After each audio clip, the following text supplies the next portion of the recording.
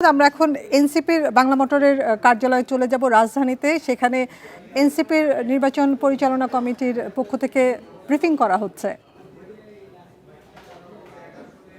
আপনাদের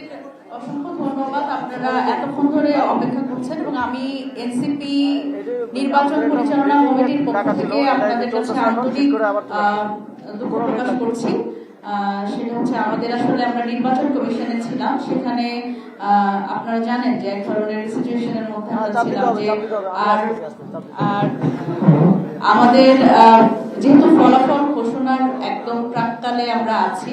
এবং আমরা বিভিন্ন জায়গা থেকে সারা দেশে আমাদের যারা শাপলাকলির প্রার্থী আছে এবং আমাদের 11 দলীয় জোট, আপনারা ভালোভাবেই জানেন যে আমরা সন্ধ্যার দিকে একটি প্রেস ব্রিফিং এর মাধ্যমে 11 দলীয় জোটের পক্ষ থেকে আমরা আমাদের অবস্থান পরিষ্কার করেছি এবং আমরা এর পরবর্তীতে ইলেকশন কমিশনে গিয়ে আসলে আমাদের যে কাঙ্ক্ষিত ফলাফল সেটি মনিটরিং এর জন্য আমাদের একটি প্রতিনিধি দল ইলেকশন কমিশনে উপস্থিত আছেন এবং এখনো কয়েকজন সেখানে অবস্থান করছে। আমরা এই প্রেস ব্রিফিং এর শেষে আমরা আবার সেখানে যাব। আমরা আজকে সারাদিন আমরা দেখেছি যে অত্যন্ত উৎসব মুখর পরিবেশে আমাদের যারা ভোটাররা তারা কিন্তু সারাদিন ভোট গ্রহণ ভোট প্রদান প্রক্রিয়ার মধ্যে তারা ছিলেন।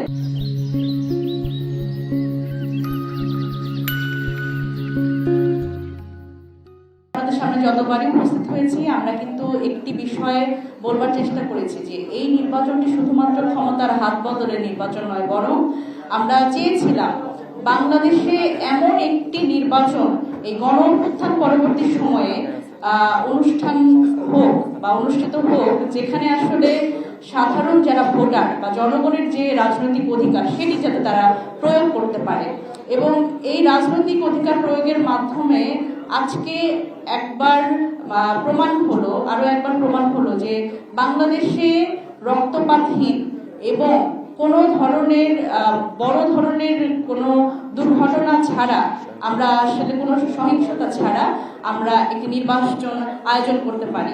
এবং এর জন্য আসলে এনসিপির পক্ষ থেকে যারা এই নির্বাচন পরিচালনার সাথে যারা যুক্ত ছিলেন, পুলিশ প্রশাসন এবং যৌথ বাহিনীর যারা ছিলেন তাদের আমরা আন্তরিকভাবে ধন্যবাদ দিতে চাই জাতীয় নাগরিক পার্টির পক্ষ থেকে। আমরা এই মুহূর্তে সারা দেশে আমাদের যে নির্বাচন এর ফলাফল আমরা যেটা প্রত্যক্ষ করছি এবং আমাদের যে শাপলাকলির যারা প্রার্থী এনসিপির ও 11 দলীয় জোটের যারা প্রার্থী এনসিপি মনোনীত 30টি আসনের যে পর্যালোচনা এবং এখন পর্যন্ত এই বিষয়ে আমাদের যা পর্যালোচনা এবং বিভিন্ন বেসরকারি মিডিয়ার মাধ্যমে আমরা যা জানতে পারছি, বিভিন্ন কেন্দ্র থেকে যা তথ্য আসছে সেই বিষয়ে সার্বিক বিষয়ে কথা বলবেন আমাদের জাতীয় নাগরিক পার্টির সম্মানিত মুখপাত্র এবং নির্বাচন পরিচালনা কমিটির চেয়ারম্যান আসিফ মাহমুদ সজীব প্রিয়।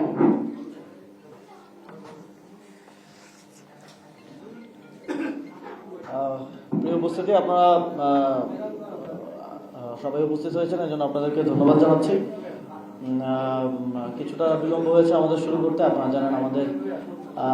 নির্বাচন কমিশন এবং পার্টি অফিসের মধ্যে দৌড়াদৌড়ি করতে হচ্ছে। তো সার্বিকভাবে আমরা এর আগেও বলেছি যে আমরা মনে করছি কিছু জায়গায় কিছু অনিয়ম এবং জনগণকে ভোটাধিকার প্রয়োগে বাধা দেওয়া এবং কিছু জায়গায় সিল মেরে ব্যালট ভরা সহ কিছু অনিয়ম ছাড়া সারা দেশের যে নির্বাচনী চিত্র আমরা মনে করছি যে যথেষ্ট সুষ্ঠুভাবে হয়েছে এবং যে স্থানগুলোতে এই অনিয়ম হয়েছে সেটাকেও কোনোভাবেই অবহেলার চোখে দেখার সুযোগ নেই। আমরা আহ্বান জানাবো ইসি সহ যারা দায়িত্বশীল আছে সবাই সংশ্লিষ্টরা ওই আসনগুলো গুরুত্ব সহকারে বিবেচনা করবেন, ওই আসনগুলোর বিষয়ে জনগণের পক্ষে রায় দিবেন। আমরা এখন 11 দলীয় জোটের নেতাকর্মীদের প্রতি সারা দেশে যারা সারাদিন দায়িত্ব পালন করেছেন, কষ্ট করেছেন, সকলের প্রতি আহ্বান জানাতে চাই, কিছু কেন্দ্রের ফলাফল দেখে কোনোভাবেই যদি আমরা এগিয়ে থাকি তাহলে কোনোভাবে অন্য কেন্দ্রগুলো ছাড়া যাবে না। আপনাদেরকে অবশ্যই কেন্দ্রে অবস্থান গ্রহণ করতে হবে, চূড়ান্ত ফলাফল আসা পর্যন্ত কেন্দ্রে অবস্থান গ্রহণ করতে হবে। আমরা ইতিমধ্যে দেখেছি যে কিছু কেন্দ্রে যেখানে শাপলাকলি কিংবা 11 দলীয় জোটের প্রার্থীরা জয়লাভ করেছে কেন্দ্রের ফলাফলে এসে গেছে, কিন্তু ফলাফলটা প্রিজাইডিং অফিসারকে রিটার্নিং কর্মকর্তার কাছে পৌঁছতে দেওয়া হচ্ছে না। ঢাকা 8-এ